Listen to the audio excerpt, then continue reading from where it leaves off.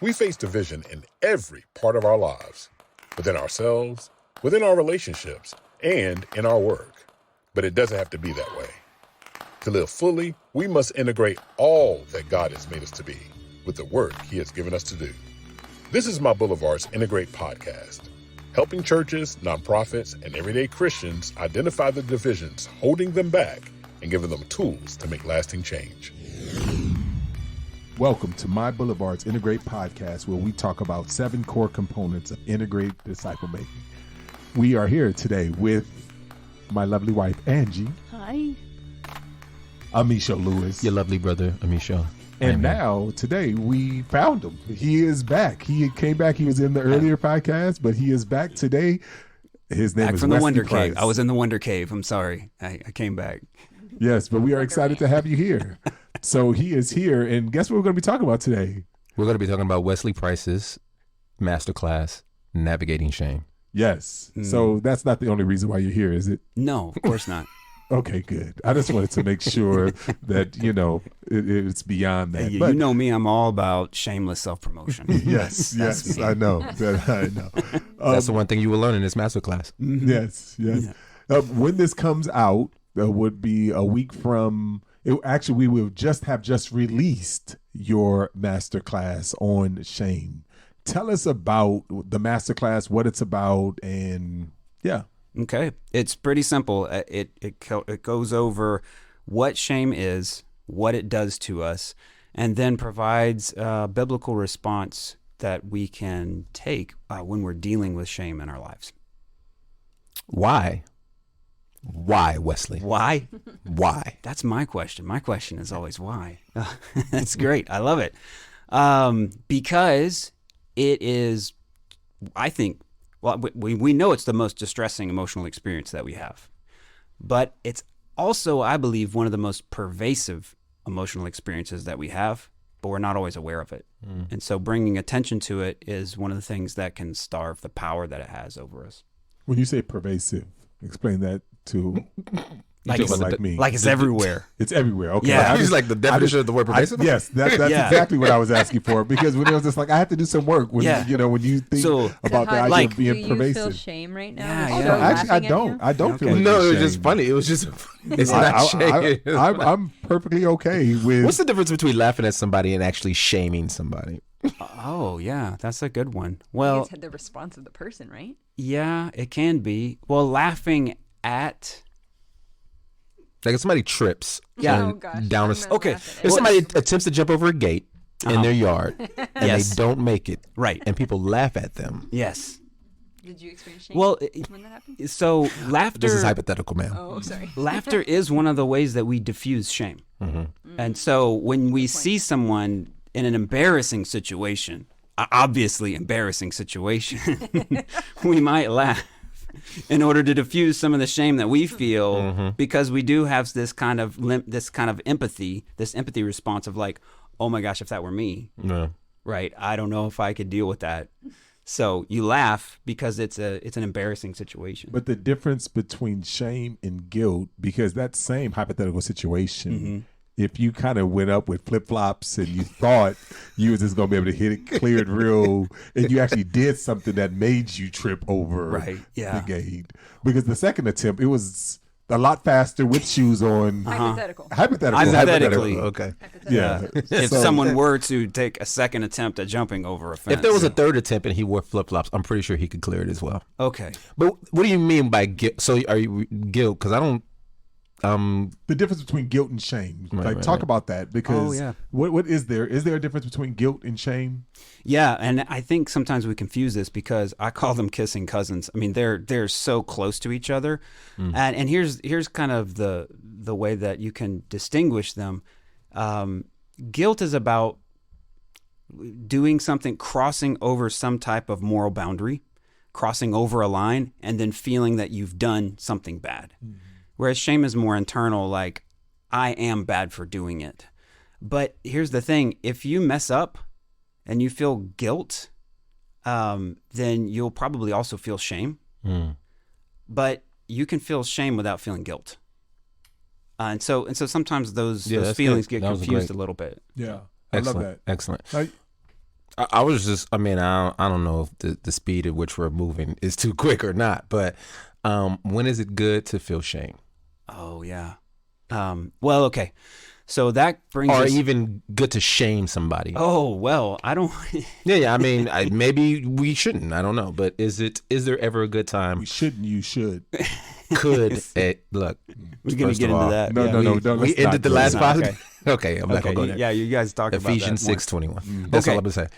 So that does bring up the point that we use the word shame, and we use it to mean two different things, but we use the same word. Got you. Okay, so shame is an emotional experience, and that is something that arises from our biology, and it happens whenever we're in certain situations, and it's like this neurological pulse that happens to us. Okay, that is shame in certain situations, but we also describe this internalized belief about ourselves that's connected to the stories we tell ourselves. That is this sense of, I'm not worthy, I'm not good enough, I'm too much, I'm not enough. And those stories, those explanations, we also refer to as shame. But see, that's like a state of being. That's something that gets attached to your sense of self. That is very different than just an emotional response in a moment. So when I say that shame is good, I mean the emotion of shame as it occurs to you is a good thing, because it's pointing out the fact that you're limited, that you are, that you can't do everything. I sometimes call it the feeling of can'tness. And what it's calling you to pay attention to is the fact that you need help, you need support. And that is a good thing to realize that you need, and that you need help from other people. This is how shame was operating when we were infants.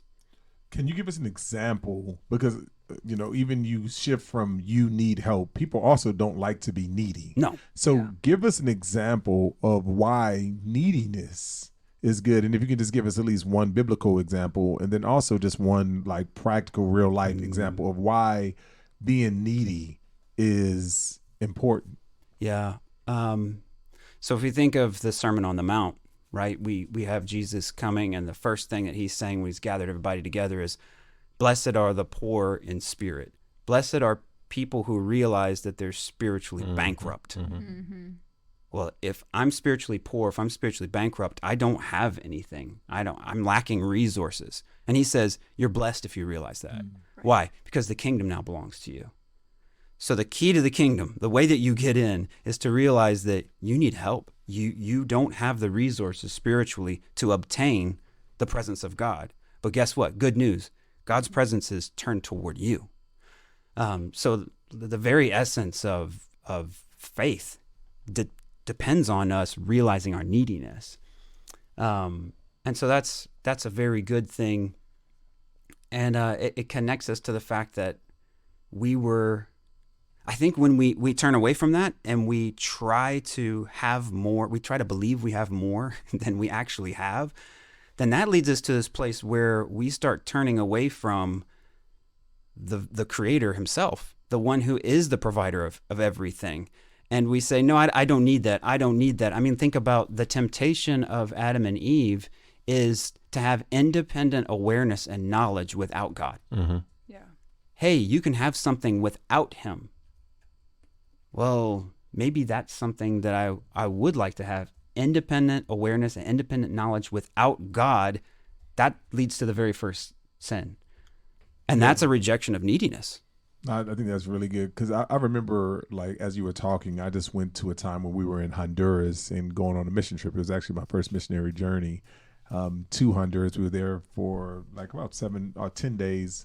And as we were going, I just remember we were going from village to village, town to town. And, we were these missionaries coming in, and it was just like, man, we're coming in to help and to save and to do all these things. And, we was going to bring God's word. Our hearts were right. We didn't have any kind of complex, but that was the mindset. I remember walking. We was in a place called Bruce Laguna, which is in Honduras, in the La Mosquitia. And I remember being there, and I remember walking like, man, God, I don't know who really needs the help more, because here we are here acting like, man, we're coming to help you because we're the Americans, we're the rich Americans that have all these things, and we're coming to save you Hondurans. you know. But then I remember I was just like, we were there because we raised the money, we did all the stuff, and we weren't really giving out of us. We were giving money that we raised. While everywhere we went, they were bringing out their best and giving the things. And this was one of the poorest parts of Honduras, and they're giving out of their need. And I just remember going to saying like, man, they have one well in this community, right? And like they come together to make sure that one well is good, because the source of life, in the sense, the water, if it gets contaminated, it's going to affect everybody, you know. And I was just like, man, I think they have so much more to teach us than we can teach them. And then I was just like, but now I've kind of come later on, you know, and then looking at Paul, when Paul talking to the Romans, and he was just like, listen, I can't wait to come to Rome because I got so much to give you, but I also got so much I need from you. And I think that is a healthy understanding of shame, is like, I am both fearfully and wonderfully made, but I'm also broken.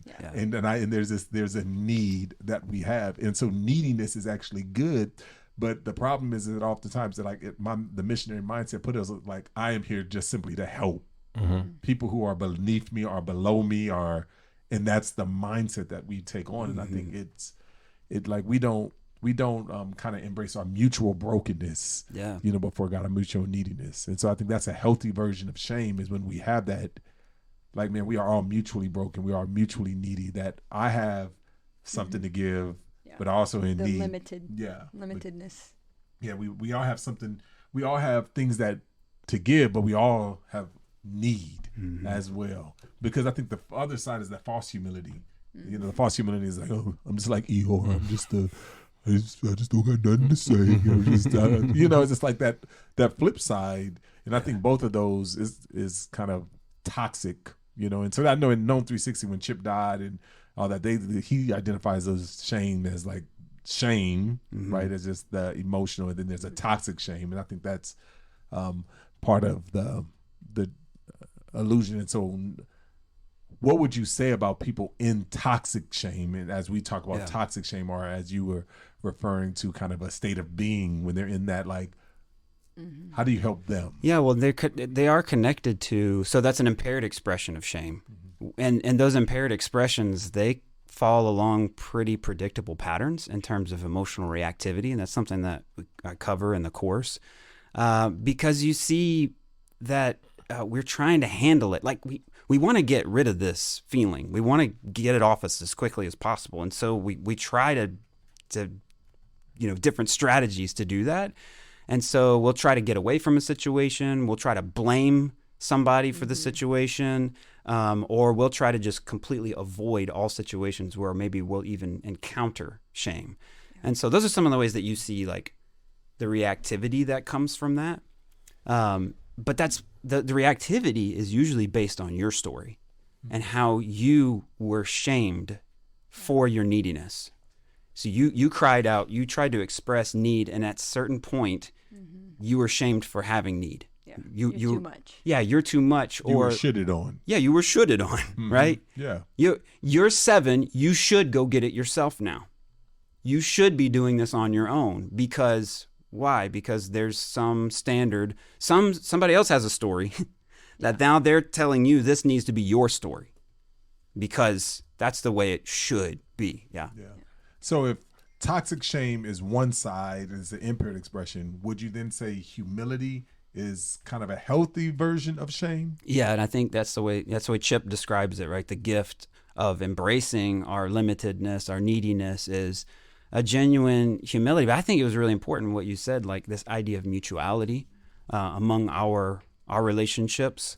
That, like, if I don't realize I have something, but you also have something, then we don't have friendship. We don't have mutuality. Because that's really important to our relationships, that, like, this isn't all one way. We have something for each other, but we also have needs from each other, right? But then the idea of that as well is that there's acceptance. I think that's an important gift that comes from humility, not just the acceptance of my limitations, but my being accepted by other people the way I am, especially as I view God. that God accepts me exactly as I am, limited, broken, calling me into something more, calling me into, being made more and more like Christ, but also accepting me right where I am. And I think that's part of the gift of a healthy expression of shame. Mutuality, acceptance, these are things that we long for. But we won't get if we close the door to shame because we just want to get away from it. So talk a little bit about more, and anybody can answer this, but when you said that this thought was triggered, the difference between the connectedness and what people oftentimes talk about is transactional, right? Because sometimes you can think about like, oh, it sounds like that's just transactional. We both have need, and as long as we're able to meet those needs, that's just a transactional relationship. So how would you differentiate kind of a healthy shame, any humility, needing one another, interconnected, from just simply a transactional relationship? Because as soon as you're no longer meeting my needs, then I'm out. Yeah. Well, I think that's one of the things that comes from the acceptance piece. Like, I accept you for the fact that you won't always be able to meet needs that I have. Whether I ask for it, first of all, there's the idea that I'm asking, I'm not making demands on you. And I'm not saying that, if you don't meet my needs, then this relationship won't continue, right? That's a demand standpoint. Because the acceptance piece is, hey, I realize that sometimes I'm going to fail you, you're going to fail me because of our limitations and our weaknesses and the way that we will go back to the way that we've tried to manage these feelings before. We will go back into our story before it was redeemed by the presence of Christ and the acceptance and grace that comes from God. We will do that from time to time.